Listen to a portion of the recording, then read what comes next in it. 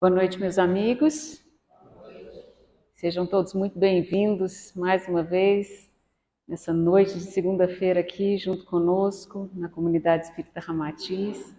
Que juntos nós possamos uma vez mais refletir em torno da palavra de Jesus, daquilo que o Mestre nos deixou como ensinamento.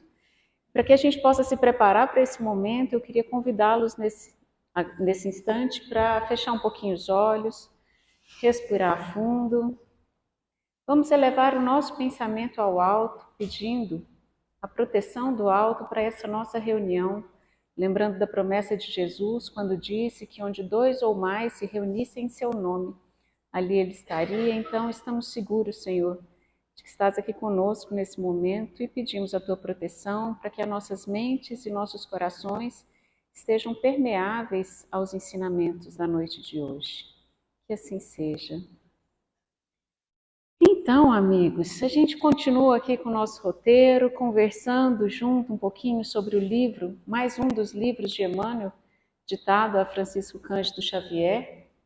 E para hoje, do livro Pão Nosso, temos a discussão do capítulo número 163, cujo o título é Agradecer, ou seja, é quase uma instrução mesmo, né? Agradeçamos, porque o negócio não quer passar. Porque eu estou com ele de cabeça para baixo, provavelmente. Desculpem. Enfim, numa das cartas aos Colossenses, lá da cidade de Colossos, Paulo traz essa seguinte instrução: sede agradecidos. Então, numa daquelas cartas que o apóstolo destina às comunidades que ele foi fundando durante esse período da divulgação do Evangelho de Jesus, né? Nessa carta ele faz essa seguinte recomendação para aquela comunidade. E quando eu vi com o título Agradecer, e a seguir vem esse versículo, e sede gratos, isso soou para mim como uma instrução muito direta, né? Acho que para vocês também deve parecer isso, uma instrução direta de algo que deve ser feito. Paulo nos diz, então, que existe algo que nós devemos fazer. É uma instrução direta mesmo. E isso é dizendo que sejamos gratos, que sejamos agradecidos. Quando eu busquei lá nos ensinamentos a estrutura desse texto, a estrutura dessa carta que Paulo fez aos Colossenses, encontrei essa seguinte colocação. Esse capítulo é uma instrução quase que para uma nova vida. Instruções para a nova vida. E o que dizia lá no começo dessa carta, no começo desse capítulo 3 da carta? Uma vez que vocês ressuscitaram para uma nova vida com Cristo, mantenham os olhos fixos na realidade do alto. Ele começa assim esse capítulo e ali já no versículo 10 ele diz: revistam-se da nova natureza e sejam renovados à medida que aprendem a conhecer seu Criador e se tornam semelhantes a Ele. Nessa nova vida, não importa se você é judeu ou gentio, se é circuncidado ou incircuncidado, se é inculto ou incivilizado, se é escravo ou livre. Nada disso importa. Cristo é tudo o que importa e Ele vive em todos que escolhem essa nova vida. Visto que Deus os escolheu para seu povo santo e amado, revistam-se de compaixão, bondade, humildade, mansidão e paciência. Algumas das virtudes que Paulo, então, convida-nos para que possamos ir cultivando no nosso coração se desejamos entrar para essa nova vida. Ele continua nos dizendo: sejam compreensivos uns com os outros e perdoem quem os ofender. Lembrem-se de que o Senhor os perdoou, de modo que vocês também devem perdoar. Assim como Jesus nos perdoa, que nós aprendamos a colocar isso em favor dos outros que cruzam nossos caminhos. Acima de tudo, revistam-se do amor, que une todos nós em perfeita harmonia. Permitam que a paz de Cristo governe o seu coração, pois como membros do mesmo corpo, vocês são chamados a viver em paz. E aí ele finaliza essa frase: e sejam sempre agradecidos. Olha que legal olhar isso aí, gente. Olha que instrução direta, clara e cheia de coerência. Porque o convite do Evangelho do Cristo é mesmo esse, de que nós comecemos a olhar para a vida e comecemos a viver a vida de uma nova forma, de uma forma que leva em consideração não apenas aquilo que a matéria nos convidou a conhecer.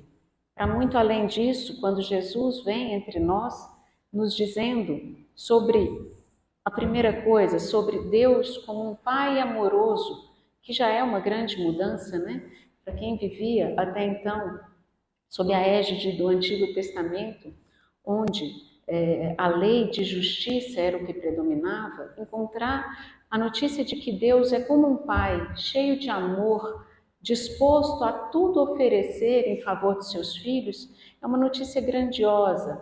Então, quem começa a olhar para a vida com essa noção de que existe o amor de Deus a nos governar, começa a olhar de um outro lugar, porque sai da postura do medo para uma postura de compreensão, né? de quem, se o coração sente que eu estou sendo olhado por um pai, o meu coração consegue sentir um pouco de paz, que é justamente isso que Paulo coloca aí no finalzinho, né? Quando ele diz: vocês são chamados a viver em paz. Então essa notícia começa com a vinda de Jesus, dando notícia desse Pai amoroso, do amor como grande fonte que harmoniza, né, a grande fonte de criação de todo o universo. Somos filhos do amor, o amor que é o próprio Deus. E Jesus ainda nos dá mais uma notícia grandiosa, que realmente define, né, marca o tempo, que é a notícia de que a vida não finda com o fim do corpo. A imortalidade da alma complementa, então, toda essa notícia, toda essa novidade que Jesus nos trouxe. Se existe, então, vida além da vida que conhecíamos, talvez ela esteja merecendo muito mais atenção do que até então, imaturos ainda, conseguiríamos considerar, não é? Então, a noção de uma vida que continua e um olhar para que essa vida deve também ser objeto do nosso cuidado, nos faz realmente precisar renascer, nascer para uma nova vida, né? Mas não é porque essa notícia cai e a gente fica sabendo disso que o nosso coração está pronto, não é mesmo? Ah, quem dera fosse, né? Quem dera uma simples informação fosse capaz de nos transformar a ponto de nos tornar prontos, né? De nos tornar, agora que eu entendi, dá para só colocar em prática. Não é assim. Existe todo um trabalho a ser feito dentro do coração de cada um de nós para que a gente consiga realmente ir assimilando essa boa nova que é o Evangelho. O processo de assimilação do Evangelho no coração é o que a gente chama de processo de evangelização da criatura. E Jesus, vivendo entre nós, exemplificou isso. E Paulo, vindo após Jesus e tendo vivido tudo o que viveu, chamando para si a responsabilidade de uma vez assimilada a ideia de tudo aquilo que Jesus trouxe, que eu acabei de compartilhar aqui com vocês. Uma vez que Paulo assimila essa ideia, ele se coloca então a serviço do Cristo como um dos grandes apóstolos que vai difundir a mensagem do Evangelho, né? E faz isso de forma fantástica. A gente sabe um pouco da história de Paulo, de fácil acesso, e sabe que as cartas eram um dos mecanismos que ele usava para se comunicar com as igrejas que foi fundando, né, ao longo do caminho. Já não dava para ele estar presente com tanta frequência em tantos lugares, e as cartas, as maravilhosas cartas de Paulo, começam então a servir como ferramentas. É muito bonito quando o apóstolo coloca para nós a importância de alguns atos simples, né? Nem tudo que a gente lê na Bíblia, gente, é tão facinho de entender, tão acessível. Mas esse capítulo aí, esse pedaço dessa carta aos eu não vou enrolar a língua de novo para falar isso aqui, não vou falar mais, né? É muito direto, é muito simples, é muito fácil de entender, fácil de assimilar aqui, ó, na cabecinha. E uma vez que a gente vai entendendo, cabe-nos criar essa ponte para o coração. Várias instruções pedindo que a gente se lembre sempre que Jesus perdoou, que Jesus amou, o que Jesus fez e como, sendo Jesus o nosso modelo, como nós também precisamos trabalhar o nosso coração para agir, permitindo assim que a partir da nossa ação, que a partir do momento em que a gente coloca em prática isso que a gente vai entendendo, a gente possa sentir a paz do Cristo, a ponto de que ela governe a nossa vida, governe o nosso coração, porque aí sim seríamos todos irmãos, todos filhos desse Pai de amor e de bondade. Não é só questão de ser, gente, porque ser já somos, né? Todos nós sabemos disso. A informação na cabeça até que não está ruim de entrar, mas poderemos nos sentir. E eu acho que aqui tem uma palavra muito importante para aquele que tem o desejo de assimilar o Evangelho, de se evangelizar. Evangelizar-se é começar a conseguir sentir aquilo que a nossa razão vai assimilando. Então, para que nós possamos sentir a paz, para que nós possamos nos sentir irmãos, uma série de coisas vão precisar ser cultivadas no nosso coração. Cultivo. Cultivar é cuidar um pouquinho a cada dia, cuidar de forma contínua.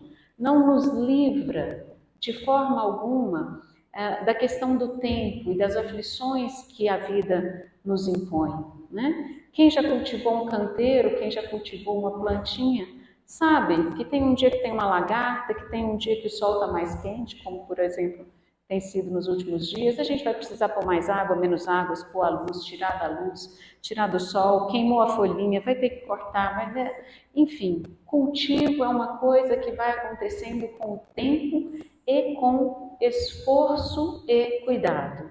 Duas outras palavras bem importantes para a gente ir colocando marca-texto aqui na nossa cabeça, né? Esforço e cuidado, atenção. Com amorosidade vai sempre mais fácil, tá? Então tudo aquilo que você cultiva com amor, com carinho, com afeto, né? Com aquilo que Jesus veio nos dar notícia de que seria a grande ferramenta da harmonização do universo, vai melhor. Enfim, eu gostei muito de ler isso aí, por isso eu fiz questão de trazer para vocês. Achei que era bacana, espero que vocês também tenham gostado, mas eu vou lembrar que a gente está aqui para conversar segundo Emmanuel nos despertou uma forma de olhar para essa recomendação que Emmanuel nos trouxe, eu vou atrás dela. Só que antes de continuar, eu queria lembrar que para nós aqui, a gente já tem condição de entender, olhando inclusive para isso que eu acabei de falar, né, a passagem de Jesus pelo planeta, pelos discípulos que deram continuidade ao seu ensinamento, por Paulo, um dos seus grandes divulgadores, todo o trabalho que a humanidade teve até aqui, para que essas palavras e esses ensinamentos chegassem até nós, não tem como discutir de forma nenhuma, né? Nós somos o resultado do esforço de muitas mãos, de muitos corações. Se alguém não tivesse se preocupado de trazer, de fazer com que isso perdurasse, não teríamos condição nenhuma de ter essas orientações que hoje temos. E não foi só a questão de transcrever ensinamentos, né, gente? A gente sabe que na vida, para muito além do ensino da religiosidade, da religião, se a gente olha para a vida como um todo, não dá para discutir. Não tem um de nós que aqui nasceu que não tenha dependido de que pelo menos um pai e uma mãe se encontrassem em algum momento do caminho, se unissem, ainda que fossem por momentos curtos de tempo, né? Mas enlaçados por um laço de afetividade, na maioria absoluta das vezes, mesmo que fugaz, somos todos frutos de fagulhas de amor 99,9999% da população somos assim. Somos frutos do amor mesmo entre homens. E para muito além disso, né? Somos fruto do amor de Deus. Precisamos de outros que nos dessem a oportunidade do viver. Uma vez que nascemos humanos, dependemos de cuidados intensos, né? Tem animais que nascem e já conseguem sair andando. Um ser humano depende de uma quantidade de cuidado e de nutrição afetiva, inclusive, que é uma coisa estrondorosa. Então, nós somos frutos, sim, no mínimo, do esforço material de muitos, do professor que nos ensinou, daqueles amigos que cruzaram o nosso caminho, não daria para enumerar aqui, é muita gente. Mas a gente está olhando ainda, falando isso, só para os olhos da matéria. Uma vez que a gente conhece a doutrina espírita e que a gente vai tendo noção do encadeamento da vida e do encadeamento das encarnações, a gente sabe que para além desse pequeno esforço material que eu citei, ainda tem todo o esforço organizacional para que nós pudéssemos ir nos harmonizando gradativamente nesse processo educativo. Quantos velam por nós a partir do plano espiritual? Quanto amor, carinho, afeto, dedicação foi envolvido para que nós pudéssemos hoje estar aqui, graças a Deus, já com o desejo, né, a livre e espontânea vontade de estar aprendendo a respeito do que Jesus nos ensinou. Então, meus amigos, nós somos sim frutos do esforço de muitas mãos e de muitos corações. Isso só para a gente começar a reflexão. Lembrando do título da nossa palestra, né? Agradecer. Somos e sempre seremos interdependentes, que é uma outra coisa fundamental da gente parar para pensar, né? Se não fosse o trabalho de tantos ao longo de todo esse caminhar, onde nós estaríamos? Pensemos, hoje nós vivemos numa sociedade que é absolutamente integrada. Se dependesse de eu, Eliara, conseguir construir um computador desse, estava ferrado, a gente ia viver de comer alface mesmo. Porque não tem jeito, né? O conhecimento que um emprega em benefício do outro é uma cascata contínua. Essa interdependência nos marca.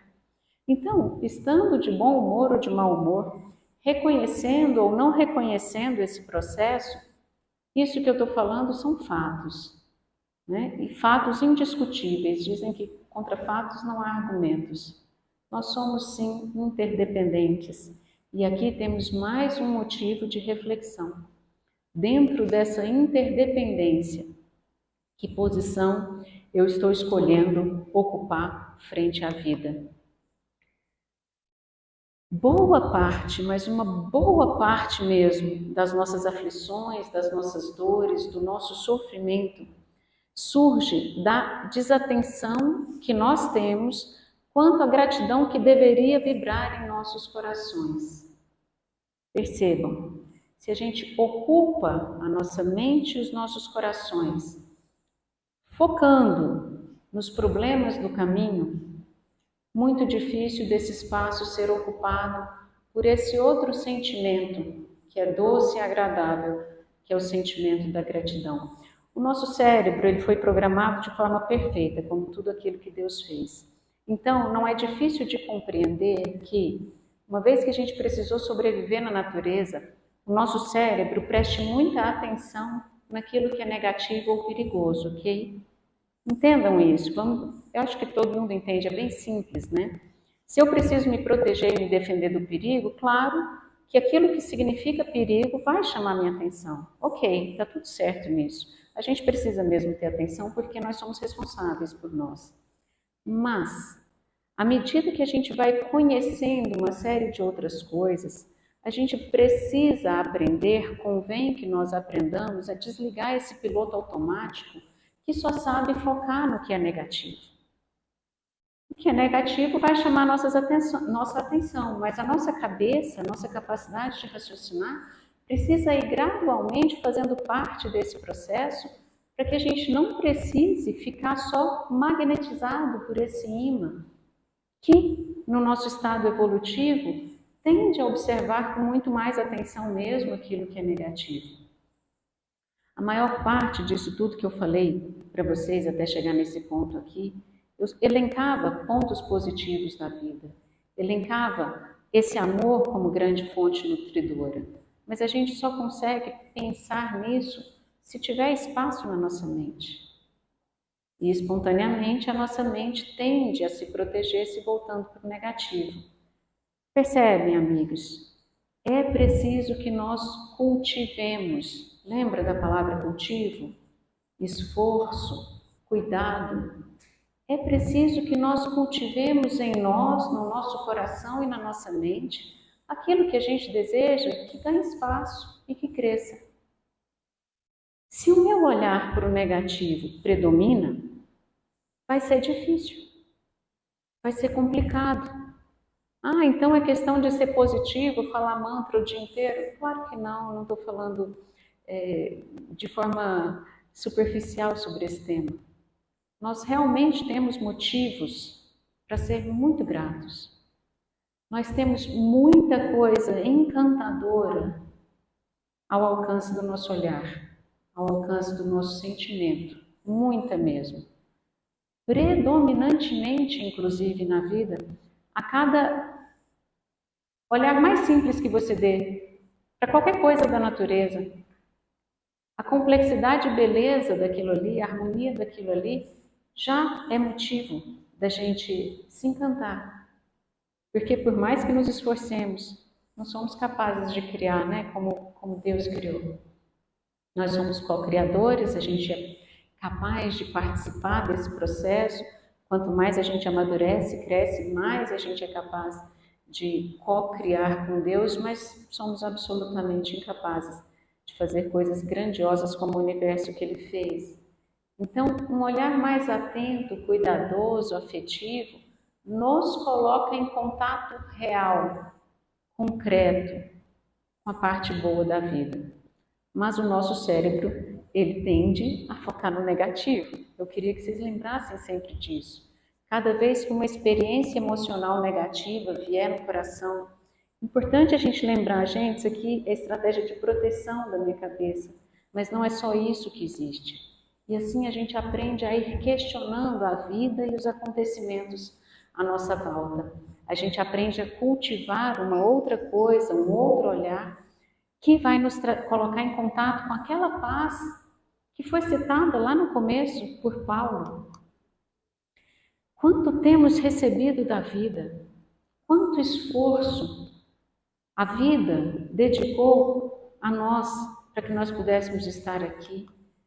Quantas possibilidades ao longo da vida nos beneficiam os passos e a caminhada? Quantas vezes somos protegidos, amados, afetivamente cuidados? Quantos amigos, quantos familiares, quanta coisa boa, essa natureza linda que a gente tem à nossa volta. Por que então nós vamos escolher cultivar a revolta, a mágoa e a inconformação com os problemas que a vida também nos oferece como estratégia de crescimento? Eu fiz questão de colocar essa palavra escolher, porque à medida que a gente tem consciência, o que muda é isso. Se você tem consciência de algo, você passa a ter alguma chance de escolher. Então, se nós temos consciência que a vida nos favorece, a gente começa a ter alguma chance de movimentar a nossa vontade, né, e sair daquele piloto automático que se volta para o negativo para poder se proteger e escolher um outro ponto para olhar para a vida.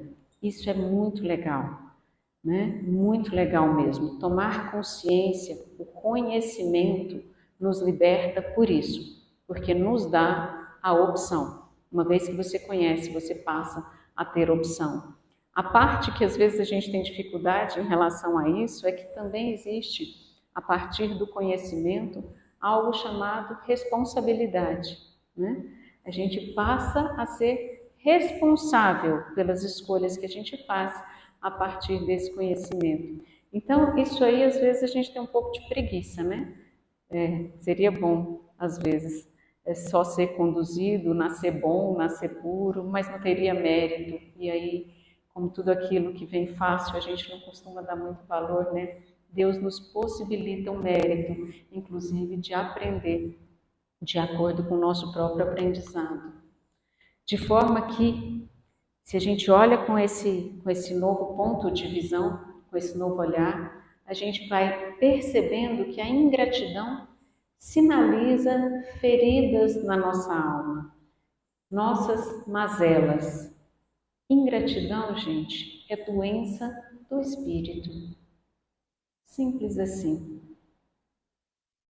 O doente precisa de remédio, o doente precisa de cuidado. Quanto mais amoroso o cuidado, melhor a restauração do doente. Por isso que Jesus veio entre nós e dizia a ele mesmo, né? Eu vim para os doentes, doentes do espírito. Somos nós, imaturos, crianças. Sim, todos nós temos muitos momentos de ingratidão, porque temos a alma ainda imatura, um espírito em franco processo de aprendizado. Não tem nada de errado nisso, né?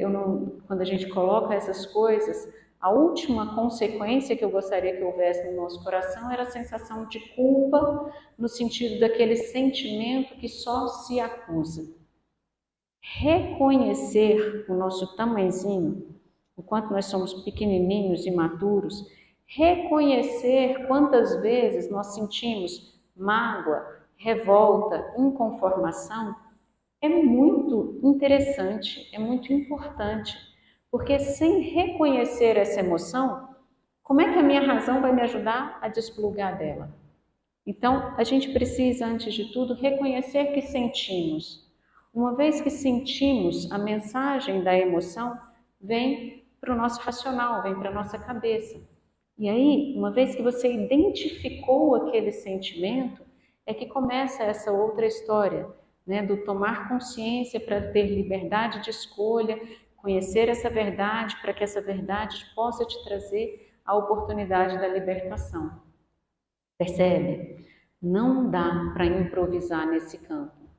Se a gente não olha para a gente com olhos amorosos de reconhecimento de quão doentes somos, de quão frágeis somos, de quão pequenos somos, nós não vamos conseguir alavancar o crescimento na direção que a gente quer, tá? Então, entender que somos mesmo assim, temos essa necessidade de defesa, de proteção, que foca no negativo, reconhecer esse processo é um primeiro passo. Só importa que não fiquemos aqui, porque se ficarmos aqui, só tomar consciência disso, mas não escolhermos cultivar algo diferente, nós vamos cultivar isso. Então vamos nos tornar cada vez mais cheios de argumentos para justificar a emoção negativa que sentimos, né? Por exemplo, nós estamos passando depois de uma pandemia, algo que a gente não esperava, né? Não vamos sair todo mundo melhor dessa pandemia. Pouquíssimo tempo depois, uma guerra lá do outro lado do mundo, agora uma nova guerra. E fica muito fácil da gente vendo os horrores que a guerra nos coloca à mesa, a gente pensar, a humanidade não tem jeito, nós somos muito ruins. Gente, somos mesmo. Estes somos nós, enquanto família. Tem uns que estão dispostos a matar com crueldade, outros estão dispostos a matar com mais cautela, outros talvez nem matem mais, que talvez sejamos nós aqui, né? Não acho que aqui a gente pelo menos tenha tanta disposição assim para estar matando, com vontade de matar, mas somos todos desse mesmo campo, somos todos farinha desse mesmo saco. E vivendo condições que o outro experimenta e que nós não conhecemos, graças a Deus, somos vulneráveis ao mesmo padrão de sentimento, de ação. Olha só que duro que é olhar para isso, né? Mas se a gente olhar para dentro do coração com muita honestidade, nós todos somos muito vulneráveis ao nosso lado sombrio, por assim dizer, a nossa sombra, a nossa negatividade. Reconhecer isso nos torna mais aptos a fazer escolhas diferentes, tá? Que isso possa ficar gravado no nosso coração. É preciso que eu reconheça a minha vulnerabilidade para eu poder trabalhar na direção do meu fortalecimento, que nesse contexto é a palavra que se opõe à vulnerabilidade. Se eu sou altamente vulnerável a algo, que eu me torne forte para resistir, para me colocar em condições de fazer uma escolha diferente, que vá além desse arrastamento. Ok? Bom, vamos lá. Emmanuel. O que Emmanuel veio nos dizer quando destacou aquele versículo lá do começo? Ele começa o capítulo dizendo: é curioso verificar que a multidão dos aprendizes está sempre interessada em receber graças. Entretanto, é raro encontrar alguém com a disposição de ministrá-las. Legal? É verdade isso aqui. Quando a gente pensa em Jesus, nosso movimento natural ainda é o da criancinha, né? É porque nós somos criancinhas mesmo nesse campo. Mas o nosso desejo é receber. Eu penso em Jesus, eu quero que Jesus cuide de mim, me proteja, me abençoe, me fortaleça, me dê coragem. Receber. Raros somos nós nos colocando na posição de quem quer ofertar a graça. É mais raro, é mais difícil, não é o piloto automático. Às vezes a gente começa a experimentar isso quando a gente ama muito alguém. Olha o amor aqui como ferramenta que muda a chave. Quando a gente ama muito, para além de só receber, a gente começa a querer dar também. Fácil de olhar para isso quando a gente fala, por exemplo, do amor que nós temos com os nossos filhos. Para um filho, a gente move metade do mundo. Às vezes, para um cônjuge também. Para um pai, uma mãe.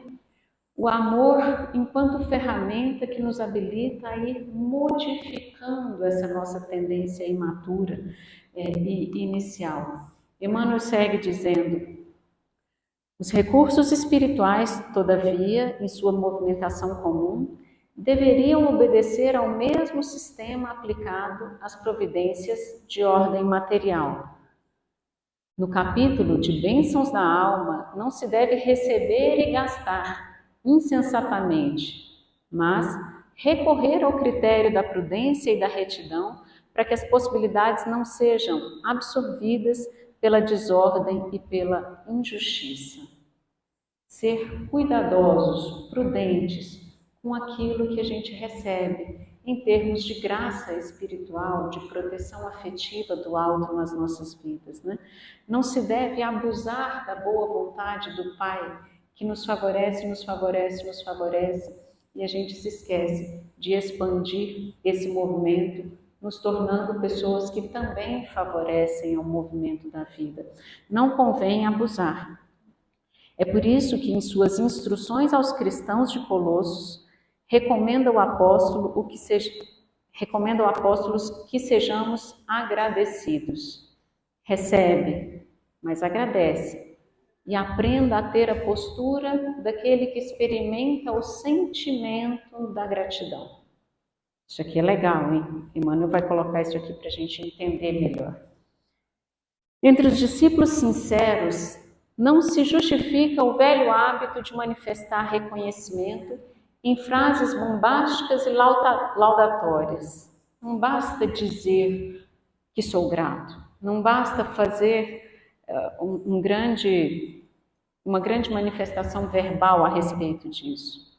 Na comunidade dos trabalhadores fiéis a Jesus, agradecer significa aplicar proveitosamente as dádivas recebidas, tanto ao próximo quanto a si mesmo. Eu grifei, porque é simples, é direto e é bem isso mesmo. Para aquele que entende a mensagem de Jesus, aquele que o coração começa a assimilar, compreender com mais profundidade essa instrução, vai entendendo que agradecer significa aplicar de forma proveitosa aquilo que se recebe. E esse proveito, tanto é o meu proveito pessoal, quanto é o proveito do próximo. seja o próximo quem for. Seja o próximo mais próximo da minha família, seja o próximo aquele que convive em sociedade comigo, seja o próximo aquele que eu sequer conheço. Transformar o que se recebe em dádiva. Esse é o real movimento de gratidão de um coração que amadurece. Pensemos, né? Porque isso aqui é bem lindo mesmo. Para os pais amorosos, o melhor agradecimento dos filhos consiste na elevada compreensão do trabalho e da vida que oferecem testemunho.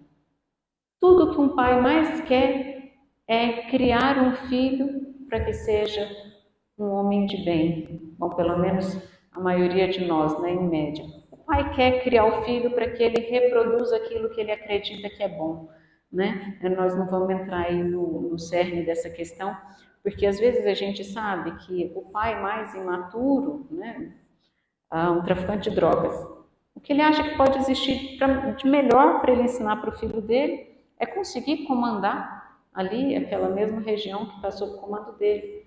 Mesmo que isso, ao nosso julgamento, não seja bom, ainda é, no aprendizado do amor, um coração paterno, tentando transferir o que ele acredita ser o melhor. Então, isso vale, de forma geral, para nós em relação àqueles que amamos. O que a gente mais quer é que aquele que recebe siga adiante com saúde, com prosperidade. Acho que essa é uma boa palavra, com prosperidade. Isso é um filho agradecido, né? Filho, você quer me agradecer? Pega a sua vida e faz dela uma coisa linda. Viva bem a sua vida, seja feliz. É disso que ele nos fala, que Emmanuel nos fala. Depois ele traz essa figura aí do apóstolo. Manifestando gratidão ao Cristo, os apóstolos lhe foram leais até o último sacrifício. Paulo de Tarso recebe o apelo do Mestre e, em sinal de alegria e de amor, ou seja, de gratidão, serve a causa divina através de sofrimentos inomináveis por mais de 30 anos sucessivos. Isso é agradecer. O agradecer não será tão somente problema de palavras, é sentir a grandeza dos gestos, a luz dos benefícios, a generosidade da confiança e corresponder espontaneamente, estendendo aos outros os tesouros da vida. Olha que legal poder olhar sobre esse novo patamar, sobre esse novo prisma. Sentir e corresponder. Sentir a alegria de quem recebe e corresponder. Eu diria que tem entre nós alguém que falou sobre esse movimento de uma forma brilhante, brilhante mesmo, né? A didática da gratidão, Bert Hellinger, aquele que organizou toda a ideia das constelações, especialmente das constelações familiares. Ele nos fala, né, que agradecer significa tomar o que me é dado, segurá-lo com respeito nas mãos, acolhê-lo dentro de mim, em meu coração, até que percebo integralmente, agora é uma parte de mim. Que o amor que a gente recebe seja parte de nós, que nós possamos sim receber e seguir adiante, retribuindo a vida como forma de gratidão. Uma outra observação que eu queria colocar aqui nesse finalzinho é isso, que às vezes nós, na nossa imaturidade frente à vida, ainda temos uma necessidade de reconhecimento que espera receber o agradecimento do outro a quem eu possa ter favorecido. Gente, isso é um sinal da nossa infantilidade, né? É sinal de infantilidade. Jesus nada esperou receber em troca, em termos de reconhecimento da nossa parte, que não fosse a nossa transformação moral. Se Ele é o nosso modelo, se Ele é o nosso guia, que seja modelo, que seja guia. Aquilo que a gente passa adiante pelo amor. Não convém que fiquemos esperando nada em retribuição. Não, você recebe e segue. E aquele a quem você deu, recebe e segue a vida. Se a gente fica preso ao desejo de ser reconhecido, quem está falando no nosso ouvido nesse momento, o nosso orgulho, a nossa vaidade, é algo que precisa de ser valorizado pelo outro para sentir a sensação de reconhecimento. Ora, se agimos em acordo com o que a consciência que nos aponta como caminho, se a nossa consciência nos aponta como caminho, se conseguirmos agir assim, já temos motivos de sobra para sentirmos gratidão. Já fomos alimentados. Não precisamos do reconhecimento do outro, ou pelo menos não deveríamos precisar. Então, toda vez que eu sinto que alguém foi ingrato para comigo, cabe a mim parar ali no cantinho do pensamento e pensar: epa, o que está acontecendo aqui? Por que eu estou precisando do reconhecimento do outro? Se o que eu fiz estava em acordo com a minha consciência? Ou será que não estava? Ou será que eu fiz só para receber algo em troca, uma vez que isso me dará a notícia da minha própria carência? Tá? Então tem muita coisa para a gente aprender nesse contexto, mas como não dá para falar de tanta coisa e nem dá para assimilar tanta coisa ao mesmo tempo, eu queria fechar com essa reflexão de que nós podemos ir sim transformando o mundo. E claro, óbvio, essa transformação começa dentro de nós. Então, o coração que emana gratidão espontaneamente deseja servir, expandir aquilo que experimenta no próprio coração. É assim, aquela frasezinha linda, né? Gentileza gera gentileza, gratidão gera gratidão do outro, porque uma vez que eu tenho o coração grato, que eu sinto gratidão no meu coração, o que eu vou produzir no mundo é algo que vai alimentar outros corações. Gratidão é vibração do coração e nós vivemos aquilo que nós vibramos, aquilo que nós sentimos. Então vale muito a pena. E o meu desejo para cada um de nós que aqui se encontra hoje é que a gente consiga colocar isso em prática gradativamente, tá? Para a gente fechar esse momento, vamos fechar nossos olhos mais uma vez, elevar o nosso pensamento mais uma vez ao alto. Respirar, relaxar na cadeira, buscando a Jesus, nosso mestre protetor, imaginando que nesse momento Ele estende as mãos amorosas sobre cada um de nós aqui presentes e que dessas mãos descem eflúvios de paz, de gratidão, de amor, que nós vamos assimilando toda a nossa estrutura energética, toda a nossa estrutura espiritual vai se tornando como que porosa e vamos recebendo isso, sentindo a leveza que isso tudo nos coloca em contato.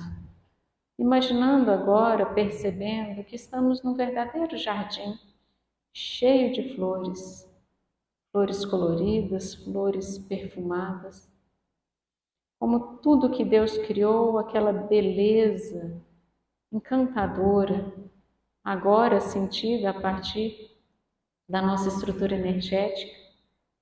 Vamos sentindo a vibração dessas flores e percebendo que hoje Jesus e os amigos espirituais colocaram essas flores aqui para que participassem de um tratamento que foi preparado para cada um de nós de forma pessoal.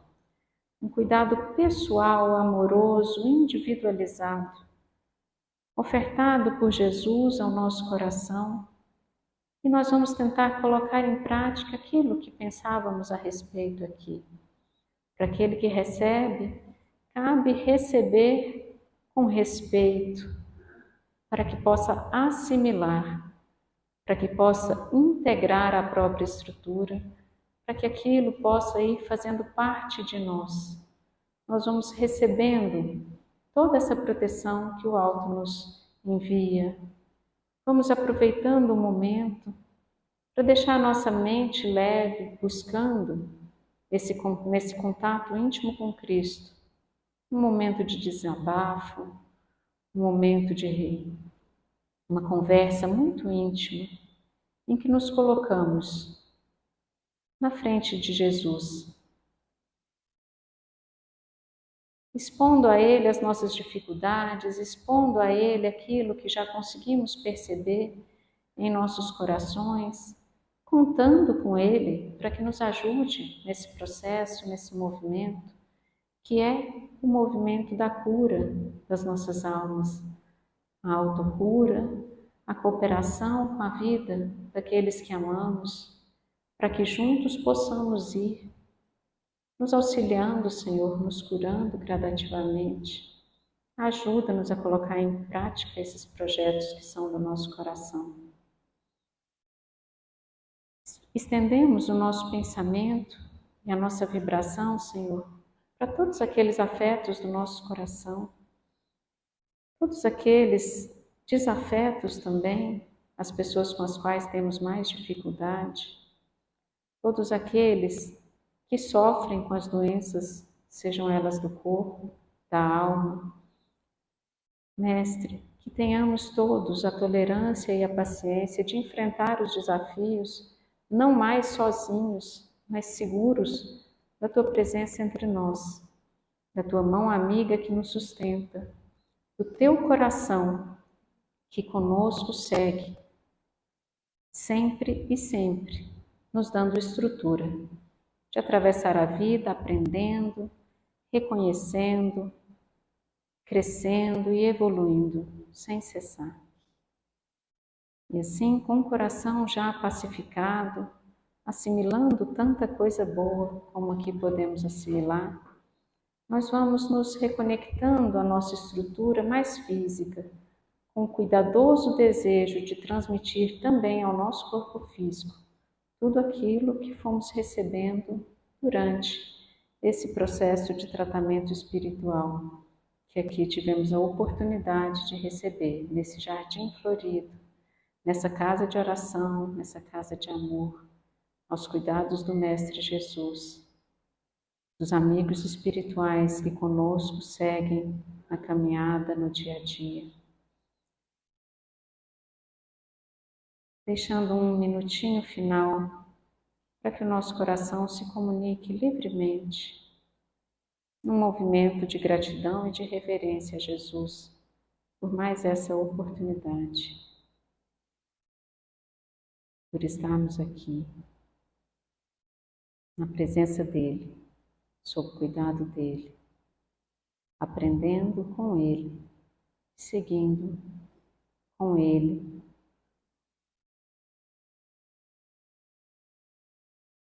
E assim, Pai de infinito amor, nós mais uma vez te rendemos graças por tantas oportunidades e benesses ao longo da nossa caminhada, pedindo que a Tua paz esteja em nosso coração, sendo cultivada com muito carinho em cada movimento da nossa vida, em cada oportunidade do nosso dia a dia. Que frente às dificuldades e falhas, Senhor, nós tenhamos a capacidade de reconhecer, de assimilar a informação e de seguir adiante confiantes que no dia que vem, pela frente, seremos sim melhores do que já conseguimos ser hoje. Que a Tua paz nos guie, nos conduza, hoje e sempre. Que assim seja.